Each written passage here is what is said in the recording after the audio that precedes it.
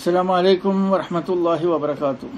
അൽഹംദുലില്ലാഹി വസ്സലാത്തു വസ്സലാമു അലാ റസൂലില്ലാഹി വഅലാ ആലിഹി വസഹ്ബിഹി അജ്മഈൻ. അമ്മാ ബഅദ്. സഹോദരങ്ങളെ, വ്യത്യസ്തമായ കോണുകളിൽ നിന്ന് വാട്സപ്പ് സന്ദേശമായിട്ടും ഇമെയിൽ സന്ദേശമായിട്ടും നേരിട്ട് ടെലിഫോൺ മുഖേനയും പള്ളിയിൽ നമസ്കരിക്കാൻ പോകുമ്പോൾ ഫേസ് ടു ഫേസും ജനങ്ങൾ എന്നോട് ആവശ്യപ്പെടുന്ന ഒരു വിഷയമാണ്. ഒരുപാട് നാളായല്ലോ മുനമ്പം വിഷയമായി സംസാരിച്ചിട്ട്, അതുകൊണ്ട് ഒരു അപ്ഡേറ്റ് തന്നുകൂടെ എന്ന് പലപ്പോഴും പലരും ചോദിച്ചതിന്റെ അടിസ്ഥാനത്തിൽ മുനമ്പം വഖഫ് വിഷയമായി ചില കാര്യങ്ങൾ പങ്കുവെക്കാൻ വേണ്ടി ഞാൻ ആഗ്രഹിക്കുകയാണ്. മുനമ്പം വഖഫ് വിഷയത്തെ സംബന്ധിച്ച് ആദ്യമായിട്ട് നമ്മളൊരു കാര്യം മനസ്സിലാക്കേണ്ടത് എന്തെന്നാൽ, ഈ വഖഫ് സ്വത്ത് മുഹമ്മദ് സിദ്ദീഖ് അതിനെ വഖഫ് ചെയ്തെങ്കിലും അതിനെ കുരങ്ങന്റെ കയ്യിൽ പൂമാല കിട്ടിയതുപോലെ ഫാറൂഖ് അധികാരികൾ അതിനെ ആക്കി തീർത്ത് അതിനെ നഷ്ടപ്പെടുത്തുന്ന ഒന്നിന്റെ വക്കിൽ എത്തിച്ചെങ്കിലും അവരെ മാത്രമല്ല അള്ളാഹു ചോദ്യം ചെയ്യുക. ഓരോ മുഅ്മിനെയും, സത്യവിശ്വാസിയെയും, ഈ പ്രത്യേകിച്ച് ഈ ഏരിയയിലുള്ളവരെയും, പ്രത്യേകിച്ച് ഈ വിഷയത്തിൽ അറിവ് ഉള്ളവരെയും അള്ളാഹു അന്ത്യദിനത്തിൽ ചോദ്യം ചെയ്യും. ഈ വിഷയത്തിൽ എന്റെ സ്വത്തിനെ സംരക്ഷിക്കാൻ വേണ്ടി നിങ്ങൾ എന്ത് ചെയ്തു എന്ന ഒരു ചോദ്യം ഓരോരുത്തരും അഭിമുഖീകരിക്കേണ്ടി വരും എന്ന വിശ്വാസം ഉണ്ടാകണം. അതിന്റെ പുറത്തായിരിക്കണം സംസാരിക്കേണ്ടത്. അതൊന്നാമത്. നമ്മളെ സംബന്ധിച്ചിടത്തോളം നമ്മളുടെ മുസ്ലിം അധികാരികളിൽ നിന്ന് വന്നുപോയിട്ടുള്ള വീക്ക്നെസ്സുകൾ, അവർ ഇതിനെ മൈൻഡ് ചെയ്യാതിരുന്നത്, വോട്ട് ബാങ്കിന് താല്പര്യം കൊടുത്തത്, നാട്ടുകാരെ ഭയപ്പെട്ടത്, ഇതെല്ലാം കൊണ്ട് നമ്മളെ ഈ സ്വത്ത്, വഖഫ് സ്വത്ത് നഷ്ടപ്പെടുന്നതിന്റെ ഒരു വക്കിലാണോ എന്ന് മുസ്ലിം സമൂഹം ഭയപ്പെടുന്നുണ്ട് എന്നുള്ളതൊരു യാഥാർത്ഥ്യമാണ്. അള്ളാഹുവിന്റെ സ്വത്തിനെ സംരക്ഷിക്കുക എന്നുള്ളത് അള്ളാഹുവിന്റെ ഉത്തരവാദിത്തം ആണെങ്കിൽ കൂടി നമ്മളെ സംബന്ധിച്ചിടത്തോളം ഒട്ടകത്തെ നിങ്ങൾ കെട്ടുക, എന്നിട്ട് അതിന്റെ ഉത്തരവാദിത്തം അള്ളാഹുവിനെ ഏൽപ്പിക്കുക എന്ന ഹദീസിന്റെ അടിസ്ഥാനത്തിൽ നമ്മൾ ചെയ്തു തീർക്കേണ്ട ഒരുപാട് കാര്യങ്ങൾ ഇന്നും ഈ വഖഫ് ഈ മുഹമ്മദ് സിദ്ദീഖിന്റെ 404 ഏക്കർ മുനമ്പം വഖഫുമായി ഇന്നും നിലനിൽക്കുന്നു എന്ന് മനസ്സിലാക്കുക. നമ്മുടെ നേതൃത്വങ്ങളാണ് ഇതിനെ വളരെ ലാഘവത്തോടുകൂടി കണ്ടത്. നമ്മുടെ നേതൃത്വങ്ങൾ എന്ന് ഞാൻ പറയുന്നത് പ്രത്യേകിച്ച് ഹുസൈൻ മടവൂർ, ഫദൽ ഗഫൂർ, കുഞ്ഞാലിക്കുട്ടി, സാദിഖ് അലി തങ്ങൾ, ഇവരാണ് സോഷ്യൽ മീഡിയയിൽ വന്നിട്ട് ഇത് ഇവിടെയുള്ള ആളുകൾക്ക് എത്രയും എളുപ്പത്തിൽ പതിച്ചു കൊടുക്കണം, ഇത് വഖഫല്ല എന്ന് പറഞ്ഞുകൊണ്ട് ഈ സ്വത്തിനെ നഷ്ടപ്പെടുത്തേണ്ട വക്കിലേക്ക് എത്തിച്ചത് ഇവരാണ്. ഇവരുടെ സംസാരമാണ് സോഷ്യൽ മീഡിയ ഏറ്റുപിടിച്ചത്.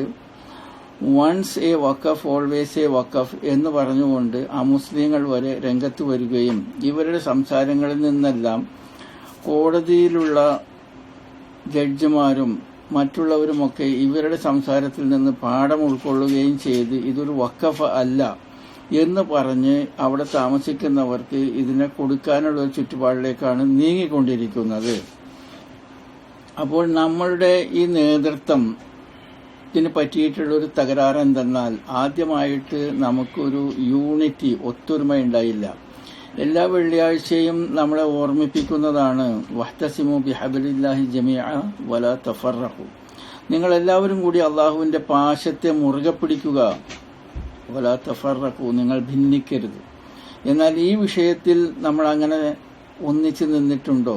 നമ്മൾ വ്യത്യസ്ത ഗ്രൂപ്പുകളായി വരെ ചെയ്തിട്ടുണ്ടായിരുന്നത്.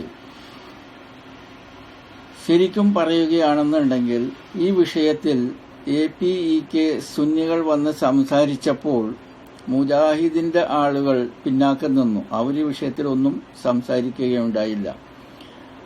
ഒരു ഉറയിൽ 2 വാള് ഒരേ സമയത്ത് കയറുകയില്ലല്ലോ. അങ്ങനെ മുജാഹിദീങ്ങൾ ഇതിലൊന്നും സംസാരിക്കാതെ മാറി നിൽക്കുകയാണ് ഉണ്ടായത്. അപ്പോൾ തന്നെ ഇവിടെ നമ്മുടെ ഒത്തൊരുമ നഷ്ടപ്പെട്ടിരിക്കുന്നു. ഇതിനെ അള്ളാഹു ചോദ്യം ചെയ്യും. എല്ലാവരും ഒത്തൊരുമിക്കേണ്ടതാണ്. ഇത് അള്ളാഹുവിന്റെ സ്വത്തിന്റെ വിഷയമാണ്. APEK സമസ്ത അല്ലെങ്കിൽ ഒരു ഗ്രൂപ്പിസം അല്ല ഇവിടെ വേണ്ടത് എന്ന് പലരും അതിനെ ചിന്തിച്ചിട്ടില്ല, അതുപോലെ ചെയ്തിട്ടില്ല. അള്ളാഹു യൗമുൽ ഖിയാമത്തിൽ അവർ ചോദ്യം ചെയ്യപ്പെടും. ആകെ മുജാഹിദിന്റെ ഭാഗത്തു നിന്ന് വന്നിട്ടുണ്ടായിരുന്നത് ഹുസൈൻ മടവൂർ എന്ന് പറയുന്ന ഒരു വ്യക്തിയാണ്. അദ്ദേഹം വന്നതിന് ഉള്ളതും കൂടി ഇല്ലാതാക്കി കുളം കലക്കുകയാണ് ചെയ്തിട്ടുണ്ടായിരുന്നത്.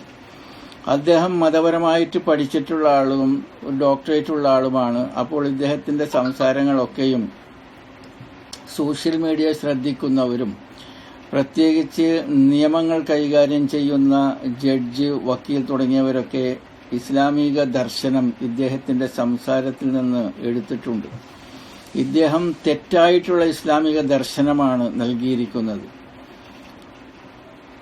ശരീഅത്തിൽ പറഞ്ഞിരിക്കുന്നതിന്റെ നേർവിപരീതമാണ് ഇദ്ദേഹം സോഷ്യൽ മീഡിയയിൽ ജനങ്ങൾക്ക് കൊടുത്തിട്ടുണ്ടായിരുന്നത്. അദ്ദേഹം കഴിഞ്ഞ ഏപ്രിൽ, അതായത് 2025 ഏപ്രിൽ മാസത്തിൽ മീഡിയ വണ്ണിന് കൊടുത്തിട്ടുണ്ടായിരുന്ന ഒരു ഇന്റർവ്യൂവിന്റെ ഒരു സ്ക്രീൻഷോട്ട് ഞാനിവിടെ കാണിക്കാം. ഇതാണ് കഴിഞ്ഞ വർഷം 2025 ഏപ്രിൽ മാസത്തിൽ ഹുസൈൻ മടവൂർ കൊടുത്തിട്ടുണ്ടായിരുന്ന ഫത്വ. അതിൽ അദ്ദേഹം പറഞ്ഞത്, മീഡിയ വൺ റിപ്പോർട്ട് ചെയ്തിരിക്കുകയാണ്. മീഡിയ വൺ കൊടുത്തിട്ടുള്ള ഇന്റർവ്യൂവിൽ, എക്സ്ക്ലൂസീവ് ഇന്റർവ്യൂവിൽ അദ്ദേഹം പറഞ്ഞിട്ടുണ്ടായിരുന്നത് മുനമ്പം ഭൂമി സർക്കാർ ഏറ്റെടുത്ത് താമസക്കാർക്ക് പതിച്ചു കൊടുക്കണം എന്ന് ഹുസൈൻ മടവൂർ. വഖഫ് ബോർഡ് ഉദ്യോഗസ്ഥ നിർദ്ദേശം നടപ്പാക്കണം. വഖഫ് ബോർഡിനോട് ഉദ്യോഗസ്ഥന്മാരുടെ നിർദ്ദേശം നടപ്പാക്കണം. എന്താണ് ഉദ്യോഗസ്ഥന്മാരുടെ നിർദ്ദേശം? അത് അവിടെ താമസിക്കുന്നവർക്ക് പതിച്ചു കൊടുക്കണം എന്നാണ് അദ്ദേഹം പറഞ്ഞിട്ടുണ്ടായിരുന്നത്. ഇത് സംഭവിച്ചിരിക്കുന്നത് 22 ഏപ്രിൽ 2025 ഡേറ്റ് നിങ്ങൾക്കൂടെ കാണാം. 22 ഏപ്രിൽ 2025.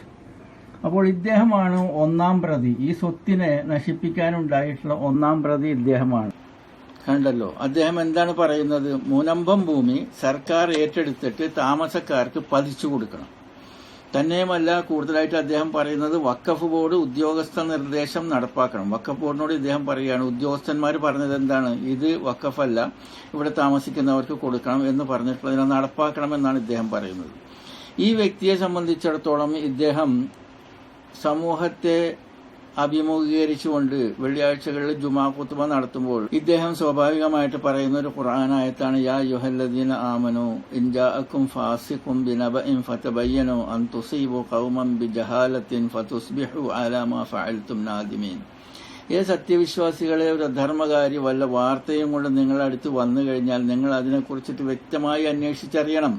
അറിയാതെ ഒരു ജനതയ്ക്ക് നിങ്ങൾ ആപത്ത് വരുത്തി തീർക്കുകയും എന്നിട്ട് ആ ചെയ്തതിന്റെ പേരിൽ നിങ്ങൾ ഖേദക്കാരായി തീരാതിരിക്കാൻ വേണ്ടിയും. ഹുസൈൻ മടവൂരിന്റെ ഈ പ്രവൃത്തി കൊണ്ട്, അദ്ദേഹം നൽകിയിട്ടുള്ള ഈ ഫത്വ കൊണ്ട് ഒരു സമൂഹത്തിന് ബുദ്ധിമുട്ടുണ്ടാവുകയാണ് ചെയ്തിരിക്കുന്നത്. ഇദ്ദേഹം ശരിക്കും ഈ വിഷയം പഠിച്ചിട്ടുണ്ടായിരുന്നില്ല. പഠിച്ചിരുന്നെങ്കിൽ ഇദ്ദേഹം ഇങ്ങനെ പറയുമായിരുന്നില്ല. എന്തുകൊണ്ടാണ് ഹുസൈൻ മടവൂർ ഇത് അവിടുത്തെ താമസക്കാർക്ക് കൊടുക്കണമെന്ന് പറയാൻ കാരണം? അദ്ദേഹം കണ്ടെത്തിയിട്ടുണ്ടായിരുന്നത് ഇത് വഖഫല്ല എന്നാണ്. എന്തുകൊണ്ട് ഇത് വഖഫല്ല എന്ന് ഇദ്ദേഹം കണ്ടെത്തിയത്?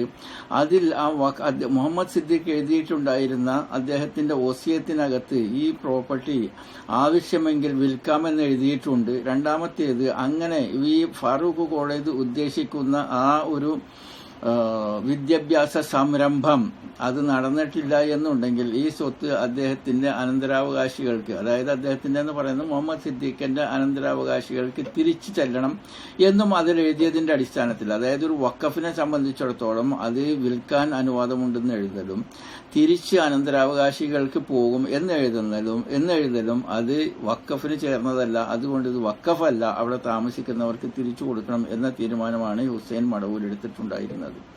ഇദ്ദേഹം വസ്തുതകൾ ശരിക്ക് പഠിച്ചിരുന്നെങ്കിൽ ഇങ്ങനെ പറയുകയില്ലായിരുന്നു. കാരണം ആ വഖഫിനകത്ത്, ആ വസിയത്തിനകത്ത് മുഹമ്മദ് സിദ്ദീഖ് സേഠ് എന്തുകൊണ്ടാണ് ഇത് വിൽക്കാൻ അനുവാദം കൊടുത്തതും അത് ഒരു വിദ്യാഭ്യാസ സംരംഭം ഫാറൂഖ് കോളേജ് വിജയിച്ചിട്ടില്ല എന്നുണ്ടെങ്കിൽ അത് തന്റെ അനന്തരാവകാശികൾക്ക് തിരിച്ചു വരണം എന്നും എഴുതാൻ കാരണം നിങ്ങൾക്ക് മനസ്സിലാകണമെന്നുണ്ടെങ്കിൽ, പ്രൊഫസർ KA ജലീൽ എഴുതിയിട്ടുള്ള ഒരു പുസ്തകമുണ്ട്, തിരിഞ്ഞു നോക്കുമ്പോൾ എന്നാണ് ആ പുസ്തകത്തിന്റെ പേര്. ആ പുസ്തകത്തിൽ ഒരു 18ാമത്തെ അധ്യായം, ആ 18ാമത്തെ അധ്യായത്തിൽ ഇതിനെക്കുറിച്ചിട്ട് കംപ്ലീറ്റ് എഴുതിയിട്ടുണ്ട്. 8 പേജുണ്ട്. ആ 18ാമത്തെ അധ്യായത്തിന്റെ തലക്കെട്ട് ഇങ്ങനെയാണ്, ആരംഭ നാളുകളിലെ അധ്വാനവും ആഹ്ലാദവും. അത് 1949 എന്ന് പറഞ്ഞിട്ടാണ് അദ്ദേഹം തുടങ്ങുന്നത്. 1949 മുതൽ എന്ത് സംഭവിച്ചു എന്ന് അദ്ദേഹം ആ ഡീറ്റെയിൽസ് ആയിട്ട് അതിൽ എഴുതുന്നുണ്ട്. അത് ഞാൻ ഇവിടെ ഗൂഗിൾ ഡ്രൈവിൽ ഇട്ടുകൊണ്ട് അതിന്റെ ലിങ്ക് ഞാൻ ഇവിടെ പേസ്റ്റ് ചെയ്യുന്നുണ്ട്. ആ ലിങ്ക് നിങ്ങൾ എല്ലാവരും തുറന്ന് വായിച്ച് മനസ്സിലാക്കണം. അപ്പോൾ നിങ്ങൾക്ക് എന്താണ് ഈ മുഹമ്മദ് സിദ്ദീഖിന്റെ വഖഫ് എന്ന് മനസ്സിലാക്കാൻ കഴിയും. എന്തിനാണ് ഈ ഫാറൂഖ് കോളേജ് മുഹമ്മദ് സിദ്ദീഖിൽ നിന്നും മറ്റ് പലരിൽ നിന്നും വഖഫായിട്ട്, സ്വത്തായിട്ടും പണമായിട്ടും കാറായിട്ടും ഒക്കെ സ്വീകരിച്ചിട്ടുണ്ടായിരുന്നത് എന്തിനാണ് എന്ന് അതിൽ നിന്ന് കൃത്യമായിട്ട് മനസ്സിലാക്കാൻ കഴിയും. കുറേ നല്ല മനുഷ്യരെല്ലാവരും കൂടിയിട്ട് കോഴിക്കോട് ഫാറൂഖിൽ ഒരു ഫാറൂഖ് കോളേജ് തുടങ്ങാൻ വേണ്ടി തീരുമാനിക്കുന്നു. അപ്പോൾ അവിടെ അവരൊരു യൂണിവേഴ്സിറ്റി അവർക്ക് അഫിലിയേഷൻ അഥവാ അംഗീകാരം ആവശ്യമായി വരുന്നു. അന്ന് ആ കാലത്ത് 1950-കളിൽ മദ്രാസ് യൂണിവേഴ്സിറ്റി മാത്രമേ ഉള്ളൂ. അങ്ങനെ അതിന്റെ അധികാരികൾ മദ്രാസ് യൂണിവേഴ്സിറ്റിയിൽ പോയിട്ട് സംസാരിക്കുന്നു. അന്നത്തെ വൈസ് ചാൻസലറായിട്ടുണ്ടായിരുന്ന ലക്ഷ്മണസ്വാമി മുതലിയാർ എന്ന് പറയുന്ന വ്യക്തിയോട് കാര്യങ്ങൾ അവതരിപ്പിക്കുന്നു. അദ്ദേഹം പറയുന്നു, ഞങ്ങളുടെ നിയമാവലി അനുസരിച്ചുകൊണ്ട് ഒരു അഫിലിയേഷൻ അഥവാ അംഗീകാരം വേണമെന്നുണ്ടെങ്കിൽ 5 ലക്ഷം രൂപ ഡെപ്പോസിറ്റ്, സെക്യൂരിറ്റി ഡെപ്പോസിറ്റ് നിങ്ങൾ തരേണ്ടി വരും. അങ്ങനെ തരികയാണെന്നുണ്ടെങ്കിൽ ഞങ്ങൾ എല്ലാ സഹായ സഹകരണങ്ങളും സിലബസുകളും ഒക്കെ നിങ്ങൾക്ക് തരാം. നിങ്ങളുടെ ഗ്രാജുവേഷന്റെ പുറത്തും മദ്രാസ് യൂണിവേഴ്സിറ്റി എന്ന സർട്ടിഫിക്കറ്റ് നിങ്ങൾക്ക് കൊടുക്കാൻ കഴിയും. 5 ലക്ഷം രൂപ ഇവിടെ ഡെപ്പോസിറ്റ് വേണമെന്ന് പറഞ്ഞു.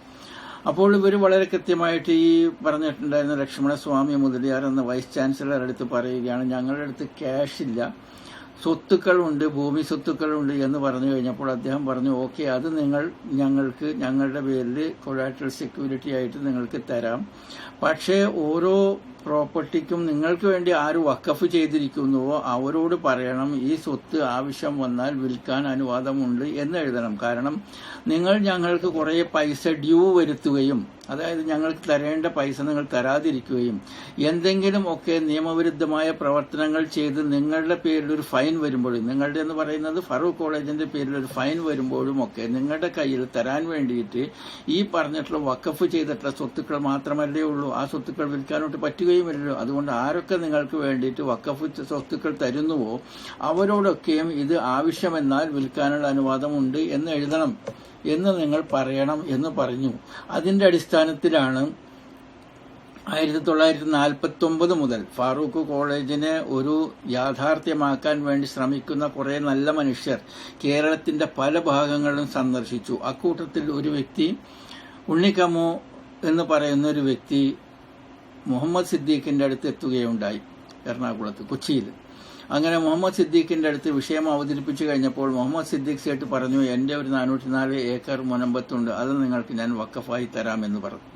അപ്പോഴാണ് ഈ ഉണ്ണിക്കമ്മു സാഹിബ് പറയുന്നത്, നിങ്ങൾ അതിനകത്ത് വഖഫ് ചെയ്യുന്ന സമയത്ത് വിൽക്കാനുള്ള അധികാരം കൂടി തരണമെങ്കിൽ മാത്രമേ ഞങ്ങൾക്ക് യൂണിവേഴ്സിറ്റിയിൽ അത് കൊണ്ടുപോയി കൊടുക്കാൻ കഴിയുകയുള്ളൂ എന്ന് പറഞ്ഞു.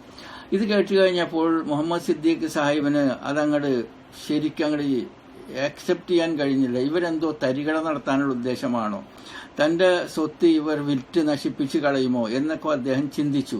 അദ്ദേഹം അങ്ങനെ ചിന്തിച്ചു കഴിഞ്ഞപ്പോൾ മുഹമ്മദ് സിദ്ദീഖ് സേട്ട് ഒരു നിർദ്ദേശം കൂടി വെച്ചു, അങ്ങനെ ഞാൻ എഴുതി തരാം, പക്ഷേ നിങ്ങൾ ഉദ്ദേശിക്കുന്ന ആ വിദ്യാഭ്യാസ സംരംഭം, ഫറൂഖ് കോളേജ് എന്ന ഒരു സംരംഭം സംഭവിച്ചിട്ടില്ല, നടന്നിട്ടില്ല എന്നുണ്ടെങ്കിൽ ഈ സ്വത്തുക്കൾ നിങ്ങൾക്ക് മറ്റൊരു വിഷയത്തിൽ ഉപയോഗിക്കാൻ പറ്റുകയില്ല എന്നും അത് എന്റെ അനന്തരാവകാശികളിലേക്ക് തിരിച്ചു വരും എന്നും ഞാൻ എഴുതും എന്ന് പറഞ്ഞു കഴിഞ്ഞിട്ടാണ്, അങ്ങനെയാണ് അദ്ദേഹം ആ വിഷയം എഴുതിയത്.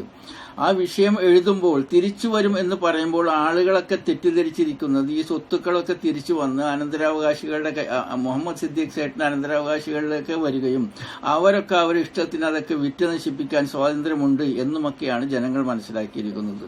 ഇവിടെയാണ് നമ്മളാ പറയുന്നത് once a waqf is always waqf. Muhammad Siddique അത് വഖഫായി കൊടുത്തിട്ടുണ്ടെന്നുണ്ടെങ്കിൽ അനന്തരാവകാശികളിലേക്ക് തിരിച്ചു വരികയാണെന്നുണ്ടെങ്കിലും അപ്പോഴും അത് വഖഫ് തന്നെയാണ്.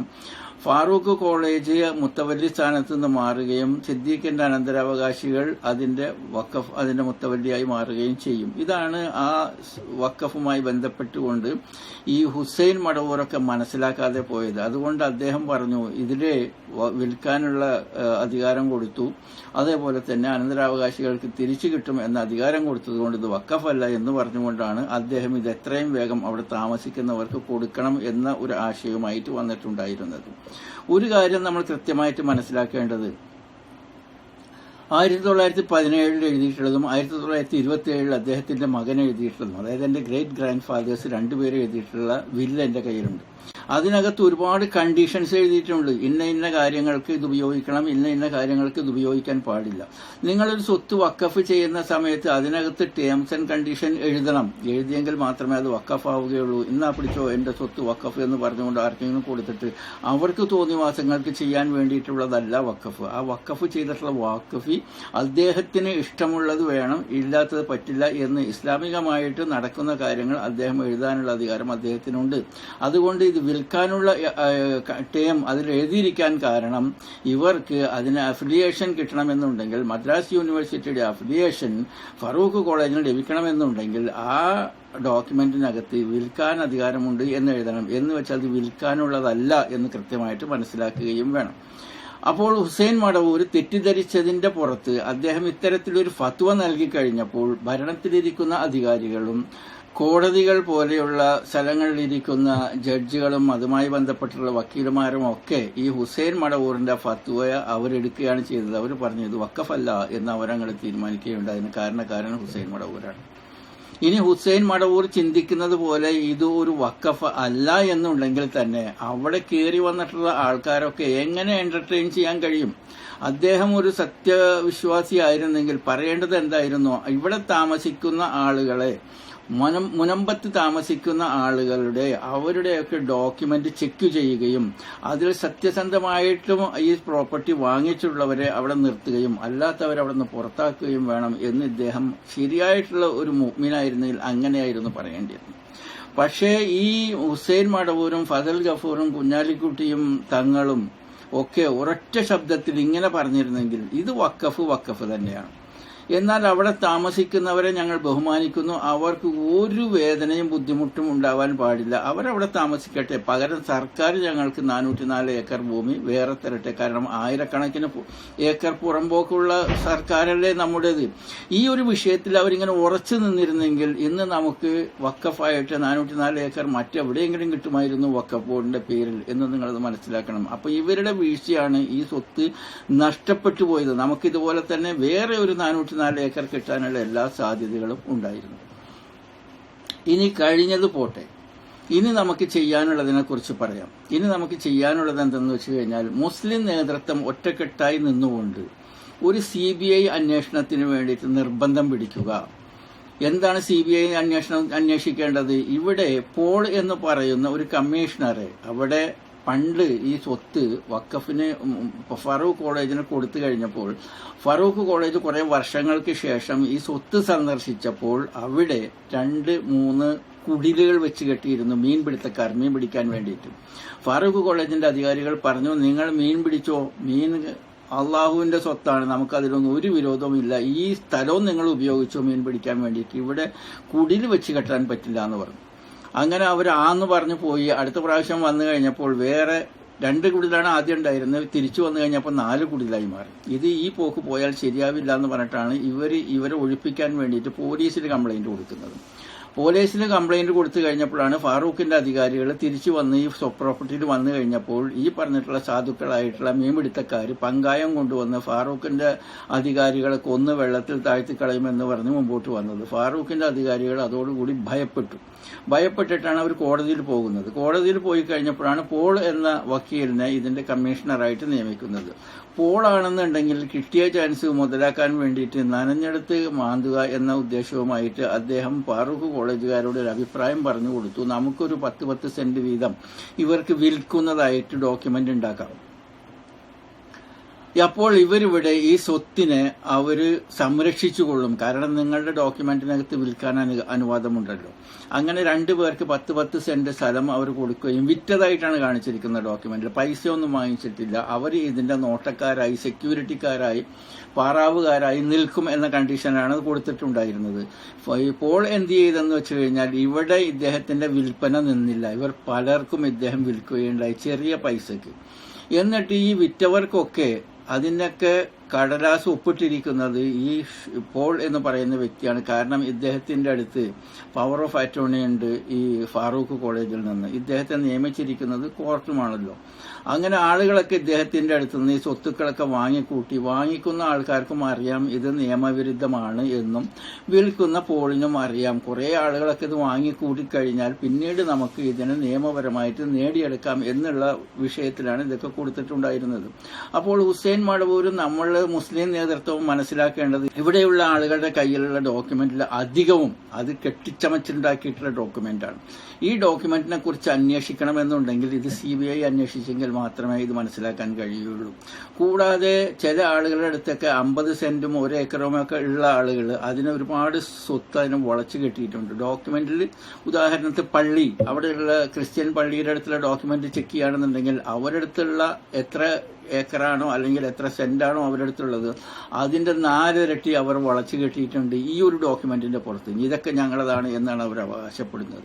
അപ്പോൾ അതിന്റെ പുറത്തും ഒരു തീരുമാനമാകണമെന്നുണ്ടെങ്കിൽ എല്ലാ ഡോക്യുമെന്റുകളും കൃത്യമായിട്ട് വെരിഫൈ ചെയ്യാനുള്ള ഒരു കമ്മീഷനെ നിയമിക്കുകയും, നമ്മളിവിടെ ഒരു കമ്മീഷനെ നിയമിച്ചു കഴിഞ്ഞപ്പോൾ ജുഡീഷ്യൽ കമ്മീഷൻ നിയമിച്ചു കഴിഞ്ഞപ്പോൾ അദ്ദേഹം പിറ്റേ ദിവസം തന്നെ എന്താ പറഞ്ഞതെന്നറിയാമോ? എങ്ങനെയാണ് ഇവിടെ താമസിക്കുന്നവരെ നമുക്കിവിടെ സ്ഥിരപ്പെടുത്തി കൊടുക്കാൻ കഴിയുക എന്നാണ് ഞാൻ ചിന്തിക്കുന്നത്. ഇത്തരത്തിലുള്ള ജുഡീഷ്യറി കമ്മീഷനാണ് നമ്മൾ നിയമിച്ചിട്ടുണ്ടായിരുന്നത്. അത്തരത്തിലുള്ള കമ്മീഷനല്ല വേണ്ടത്. സത്യസന്ധമായിട്ട് ഇവരുടെ കയ്യിലുള്ള ഡോക്യുമെന്റ് ഒക്കെ ശരിയാണോ എന്ന് വെരിഫൈ ചെയ്യുന്ന ഒരു കമ്മീഷനാണ് നമ്മൾക്ക് ആവശ്യം. അതിനു വേണ്ടിയിട്ട് ഒരു CBI അന്വേഷണത്തിന് വേണ്ടിയിട്ട് നിർബന്ധം പിടിക്കണം. ഇവിടെ വേറൊരു പോയിന്റ് എന്തെന്നാൽ ഒരു ജഡ്ജ്മെന്റ് ഉണ്ട്, AS 600 എന്ന് പറഞ്ഞിട്ട് 1971 വന്നിട്ടുള്ള ജഡ്ജ്മെന്റ്. അതിന്റെ 15ാമത്തെ പേജിൽ ആ കേസിന്റെ കൃത്യമായിട്ട് പറയുന്നുണ്ട്, ഇതിൽ നിന്ന് കുറെ സ്ഥലങ്ങൾ, അതായത് ഈ 404 ഏക്കർ സ്വത്തിൽ നിന്ന് ഒരുപാട് സ്ഥലങ്ങൾ കടലെടുത്തു പോയി എന്ന് പറയുന്നത്. ഇതൊരു സത്യം തന്നെയാണ്. ഒരുപാട് സ്ഥലങ്ങൾ ഈ 404 ഏക്കറിൽ നിന്ന് കടലെടുത്തു പോയി. അതുകൂടാതെ വേറൊരു സത്യം കിടക്കുന്നത് എന്തെന്ന് വെച്ച് കഴിഞ്ഞാൽ ഒരുപാട് സ്വത്തുക്കൾ ആരുടെയും പേരിലല്ലാതെ ഇന്നും ഫാറൂഖ് കോളേജിന്റെ പേരിൽ നിലനിൽക്കുന്നുണ്ട്. അപ്പോൾ ഇതൊക്കെ മനസ്സിലാക്കണമെന്നുണ്ടെങ്കിൽ ഒരു റീസർവേ ആവശ്യമാണ്. അപ്പോൾ മുസ്ലിം നേതൃത്വം ഒരു റീസർവേക്ക് വേണ്ടിയിട്ട് നിർബന്ധം പിടിക്കുകയും അവിടെ റീസർവേ നടത്തിയതിനു ശേഷം ഇപ്പോൾ കൃത്യമായിട്ട് എത്ര ഏക്കർ സ്ഥലമുണ്ടെന്നും ആ ഏക്കറുകൾ സ്ഥലങ്ങളിൽ നിന്ന് ആരുടെ കയ്യിലൊക്കെ ശരിയായ ഡോക്യുമെന്റ് ഉണ്ട് എന്നും നമ്മൾ കൃത്യമായിട്ട് വെരിഫൈ ചെയ്യേണ്ടത് ആവശ്യമാണ്. ആ രീതിയിലായിരിക്കണം ഇനി ഇവിടെ നിന്ന് അങ്ങോട്ടുള്ള പോക്ക്. കാരണം ഈ സ്വത്തിനെ സംബന്ധിച്ചിടത്തോളം തെറ്റിദ്ധാരണകൾ പരത്തുന്ന രീതിയിൽ ഹുസൈൻ മടവൂരും തങ്ങളും കുഞ്ഞാലിക്കുട്ടിയൊക്കെ കൊടുത്തിട്ടുണ്ടായിരുന്ന ഈ അഭിപ്രായത്തിന്റെ പുറത്ത് ഇത് ഏകദേശം കയ്യിൽ നിന്ന് വിട്ടുപോകുന്ന, നമുക്ക് നഷ്ടപ്പെട്ടു പോകുന്ന ഈ സ്ഥലത്തേക്ക് എത്തിയിട്ടുണ്ട്. അള്ളാഹു കാക്കട്ടെ, അള്ളാഹുവിന്റെ സ്വത്ത് അള്ളാഹു കാത്തോളും. പക്ഷേ മുസ്ലിം നേതൃത്വം ഇപ്പോഴും ഒറ്റക്കെട്ടായി ഒന്നിച്ചു നിൽക്കേണ്ടത് ഈ 404 ഏക്കറിൽ താമസിക്കുന്നവരെ അവരെ ബുദ്ധിമുട്ടിപ്പിക്കാതെ, പ്രയാസപ്പെടുത്താതെ അവർ ഒറിജിനൽ ഡോക്യുമെന്റ് ഉള്ളവർ അവിടെ ഇരുത്തുകയും ബാക്കിയുള്ള സ്വത്തുക്കളൊക്കെ ഒന്നുകിൽ സർക്കാർ ഏറ്റെടുക്കുകയും ചെയ്തിട്ട് ഈ മുഹമ്മദ് സിദ്ദീഖിന്റെ വഖഫിന് പകരമായിട്ട് വഖഫ് ബോർഡിലേക്ക് 404 ഏക്കർ സർക്കാർ പുറംപോക്കിൽ നിന്ന് നൽകാനും വേണ്ടിയിട്ട് നമ്മുടെ മുസ്ലിം നേതൃത്വം മുൻപോട്ട് വരികയാണെന്നുണ്ടെങ്കിൽ ഇതൊക്കെ ഇനിയും നടക്കാവുന്നതേ ഉള്ളൂ. അപ്പോൾ അതുകൊണ്ട് ഈ വിഷയത്തിൽ മുസ്ലിങ്ങൾ എല്ലാവരും ഇവിടെ APK, മുജാഹിദ്, ജമാഅത്ത്, തബ്ലീഗ് അങ്ങനെയുള്ള വിഭാഗീയത ഒഴിവാക്കിക്കൊണ്ട് അള്ളാഹുവിന്റെ സ്വത്തിന്റെ വിഷയത്തിൽ നമ്മൾ ഒന്നിച്ചു നിൽക്കുക. അപ്പോൾ സഹോദരങ്ങളെ, ഇവിടെ എന്റെ ഈ സംസാരം അവസാനിപ്പിക്കുമ്പോൾ എനിക്ക് പറയാനുള്ളത്, നമ്മൾ ഈ APK, മുജാഹിദ്, ജമാഅത്ത്, സുന്നി, തബ്ലീഗ് എന്ന് പറഞ്ഞിട്ട് വ്യത്യസ്തമായ ഗ്രൂപ്പുകളായിട്ട് നിലനിൽക്കാതെ ഈ ഒരു വിഷയത്തിൽ, അള്ളാഹുവിന്റെ സ്വത്തിന്റെ വിഷയത്തിൽ നമ്മൾ ഒന്നിച്ചു നിൽക്കുക. എങ്ങനെയെന്നാൽ എല്ലാ വെള്ളിയാഴ്ചയും മിമ്പറിൽ കൂടെ നമ്മളോട് ഓർമ്മിപ്പിക്കുന്നതാണല്ലോ, വഹ്തസിമു ബിഹബലില്ലാഹി ജമീഅ വലാ തഫറഖു, നിങ്ങൾ എല്ലാവരും കൂടി അള്ളാഹുവിന്റെ പാശത്തെ മുറുകെ പിടിക്കുക, ഖുർആനെ മുറുകെ പിടിക്കുക, വലാ തഫറഖു, നിങ്ങൾ ഭിന്നിക്കരുത് എന്ന ആശയത്തെ ഉൾക്കൊണ്ടുകൊണ്ട് നമ്മൾ എല്ലാവരും ഈ വിഷയത്തിൽ ഒന്നിച്ചു നിന്നുകൊണ്ട് നഷ്ടപ്പെട്ടും എന്ന് നമ്മൾ സംശയിക്കുന്ന ഈ സ്വത്തുക്കൾ ഇതിന് പകരം സർക്കാർ പുറംപോക്കിൽ നിന്ന് ഒരു 404 ഏക്കർ സ്ഥലം വഖഫ് ബോർഡിലേക്ക് കൊടുക്കാനും ഒരു റീസർവേ നടത്താനും അവിടെയുള്ള ഒറിജിനൽ ഡോക്യുമെന്റുകാരെ കണ്ടെത്താനും നമ്മൾ മുൻപോട്ട് വരണം. അതിനു വേണ്ടിയിട്ട് നമ്മൾ ഉത്സാഹിക്കേണ്ടതുണ്ട്, പ്രോത്സാഹിക്കേണ്ടതുണ്ട് എന്ന് പറഞ്ഞുകൊണ്ട് ഞാൻ എൻ്റെ സംസാരം ഇവിടെ അവസാനിപ്പിക്കുന്നു. വാഖിർ ദഅ്വാനാ അൽഹംദുലില്ലാഹി റബ്ബിൽ ആലമീൻ. അസ്സലാമു അലൈക്കും വറഹ്മത്തുള്ളാഹി.